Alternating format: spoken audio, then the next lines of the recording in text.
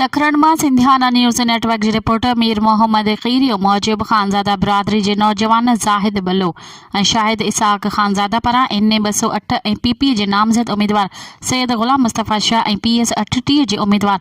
ग़ुलाम कादिर चांडियो की हिमायत में एक कॉर्नर गॾिजाणी मुनक़द कई वई।